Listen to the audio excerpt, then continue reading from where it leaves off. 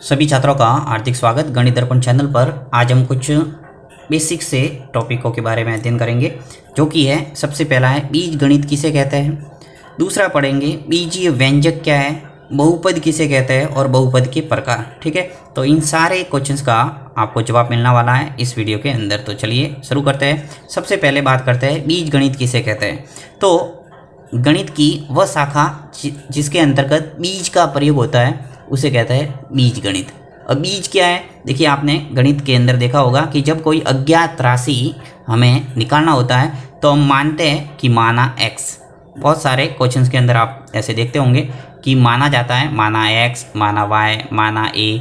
तो इस टाइप की जो x, y, z, a, b, c आदि जो अक्षर होते हैं यानी अज्ञात जो राशियां होती है उनको कहा जाता है बीज, जिसका दूसरा नाम कह सकते हैं बीज या फिर कह सकते हैं चर। देखिए x, y, z, a, b, c इस टाइप के जो अक्षर है या फिर कह सकते हैं संकेत है उनको कहते हैं बीज। ये सब क्या है, बीज।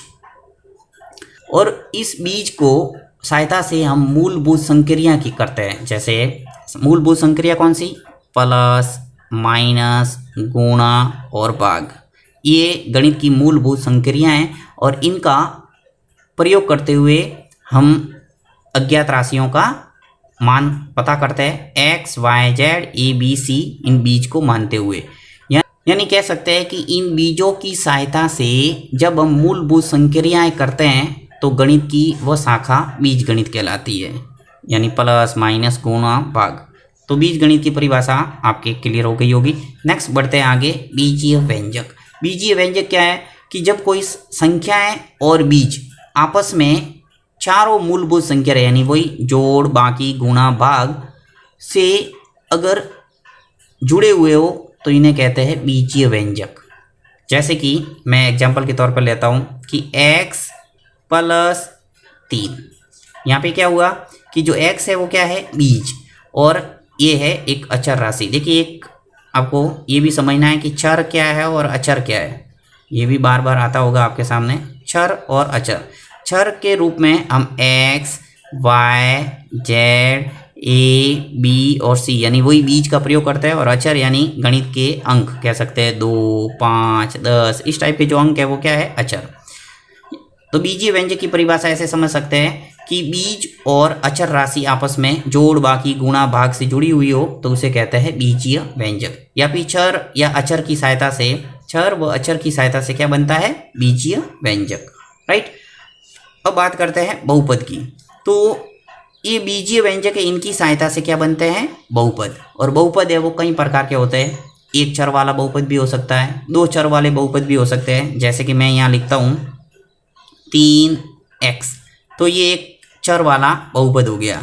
इसी प्रकार मैंने लिखा जैसे 2x प्लस 3y प्लस 5, तो ये एक दो चर वाला बहुपद हो गया, यानी x भी है यहाँ और y भी है। तो इसके अंदर जो चर है वो कितने हो गए, x भी है और y भी है, यानी दो चर वाला बहुपद है। इसी प्रकार तीन चर वाले बहुपद भी हो सकते हैं।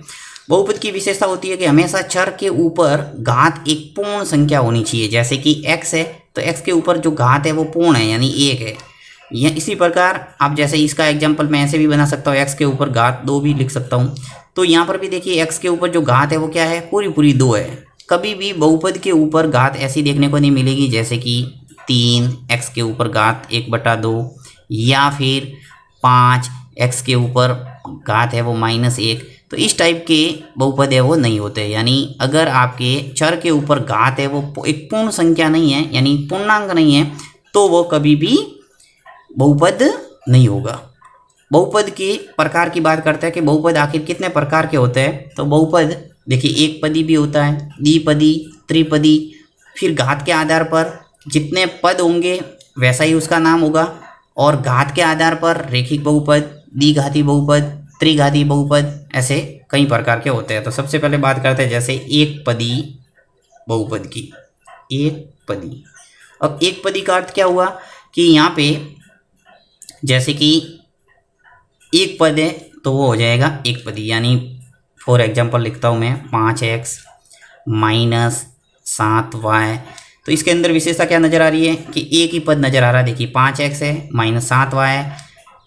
इसी प्रकार द्विपदी का उदाहरण लेते हैं, जैसे द्विपद जैसे कि x plus 1 x square minus x, ऐसे कई आप एग्जाम्पल लिख सकते हैं। तो इस टाइप के दो पद देखने को मिल रहा है। देखिए 1 और 2 प्लस और माइनस के रूप में जुड़े हुए हो सकते हैं, जैसे यहाँ माइनस के रूप में जुड़े हुए एक्स स्क्वायर माइनस एक्स, तो एक पद ये दूसरा पद ये, तो ये हो गया द्विपद का उदाहरण।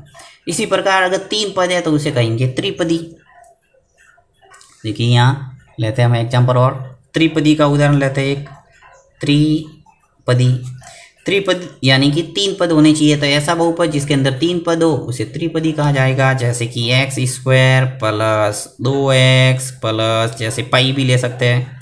तो इस टाइप से 3 पद देखने को मिले अगर 1, 2 और 3, तो ये हो गया त्रिपदी। एक और एग्जांपल लेते हैं, जैसे रूट वाला, √2 plus x minus x square. इस टाइप के कई एग्जांपल आप ले सकते हैं। इसके अंदर देखिए एक पद, दूसरा और तीसरा, तो 3 पद है तो उसे कहेंगे त्रिपदी। ये तो हुआ पदों के आधार पर। अब घात के आधार पर बहुपदों की बात करते हैं। तो घात के आधार पर एक होता है रेखिक बहुपद।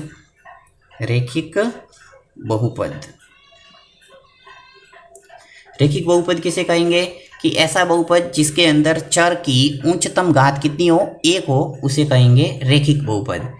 यानी एक घात वाले बहुपद को क्या कहा जाएगा, रेखिक बहुपद। फॉर एग्जांपल के तौर पर देखते हैं, जैसे 4x प्लस लिखा मैंने 5, इसके अंदर पद तो 2 है, जैसे 4x और 5 है, यानी द्विपद तो है परंतु इसका नाम है वो रेखिक बहुपद है, क्योंकि ये जो चर x है इसके ऊपर घात कितनी है, 1। तो एक घात वाला जो बहुपद होता है उसे कहते हैं रेखिक बहुपद। एक और एग्जाम्पल लेता हूँ मैं, जैसे कि चलिए एक पद वाला लेता हूँ, ये 2y लिखा मैंने, तो इसके ऊपर भी देखिए चर जो है y है, इसके ऊपर घात कितनी है, 1। तो इसका मतलब ये जो बहुपद हुआ वो कैसा हुआ, रेखिक बहुपद है। ओके, इसी प्रकार आगे बढ़ते हैं। रेखिक बहुपद के बाद में बात करते हैं द्विघाती बहुपद को।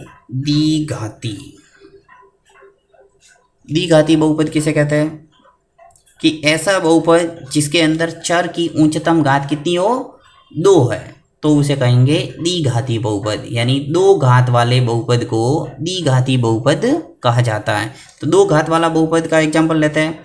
देखिए जैसे 5x square plus 3x plus 7, ठीक है। तो इस टाइप का जैसे हो गया 5x square plus 3x plus 7, इसके अंदर 3 पद तो दिख रहे हैं, यानी त्रिपदी तो है, साथ में ये एक द्विघाती बहुपद है, क्योंकि x की उच्चतम घात है वो 2 है। देखिए यहाँ पे x के ऊपर घात कितनी है, 1, और यहाँ x के ऊपर घात कितनी है, 2। तो उच्चतम घात है, वैसा ही उसका नाम होगा। उच्चतम घात यानी बड़ी घात कितनी है, 2, तो इसलिए इसे कहेंगे द्विघाती बहुपद। ओके, नेक्स्ट है त्रिघाती बहुपद। त्रिघाती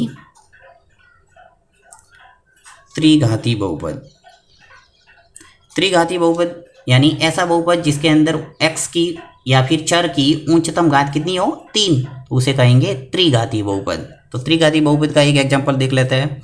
जैसे देखिए 4x की घात 3 प्लस 2x स्क्वायर, ऐसे में एग्जांपल ले रहा हूँ, आप कहीं उदाहरण ले सकते हैं आप। 7x प्लस 5, इसके अंदर देखिए x की जो उच्चतम घात है वो 3 है, 2 भी देखने को मिल रही है, 1 भी देखने को मिल रही है, परंतु उच्चतम घात कितनी है, 3 है, इसलिए ये कैसा हो गया, त्रिघाती बहुपद। तो जैसा चर के ऊपर घात होगी वैसा ही उसका नाम हो जाएगा। 1 घात है तो उसे कहेंगे रेखिक बहुपद, 2 घात है तो उसे कहेंगे द्विघाती, 3 घात है तो उसे बोलेंगे त्रिघाती, राइट। एक आपको इनके व्यापक जो रूप है उनको ध्यान रखना है। जैसे रेखिक बहुपद है, रेखिक